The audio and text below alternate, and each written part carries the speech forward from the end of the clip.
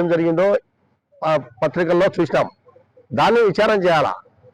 విచారణ చేసి అది వాస్తవం అయితే ఆ పై అధికారి తొలగించిన దాంట్లో మేమేం మాట్లాడడం లేదు.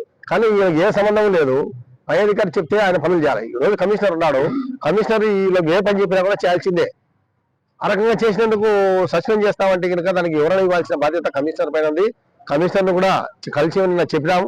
చెప్తే కలెక్టర్కు నేను రాస్తాను, మీరు కూడా కలెక్టర్ని కలవండి అంటున్నాడు. కానీ ఇక్కడి నుంచే పోవాలా, కింది స్థాయి నుంచే విచారణ పోవాలా. ఇది ఆయన పాత్ర ఏమాత్రం లేదు. పాత్ర ఉంటే మేము కూడా అంగీకరిస్తాం. దానికి ఎటువంటి పాత్ర లేకుండా చిన్న ఉద్యోగి కనీసం 14,000 15,000 రూపాయల జీతం తీసుకున్నటువంటి అతనిపైన ఈరోజు ఈ చర్యలు ఏంటి అని చెప్పేసి మేము అడుగుతా ఉన్నాము. ఈ కక్ష సాధింపు చర్యలు మంచి పద్ధతి కాదు. ఎందుకంటే వాళ్ళు ఎన్నో ఏళ్ల నుంచి ఇక్కడ మున్సిపాలిటీలో పనిచేస్తా ఉన్నారు. ఇది తప్ప వేరేది లేదు. ఈ వయసులో ఆయన తీసేస్తే పరిస్థితి ఏంటి అని చెప్పేసి కూడా మేము సిఐటిగా ప్రశ్నిస్తా ఉన్నాము. వెంటనే అతన్ని విధుల్లోకి తీసుకోకపోతే ఈ ఆందోళన కంటిన్యూగా కొనసాగిస్తామని చెప్పేసి ఈ సందర్భంగా హెచ్చరించదలుచుకున్నాం. ఇప్పటికైనా కూడా మీరు విచారణ చేయండి.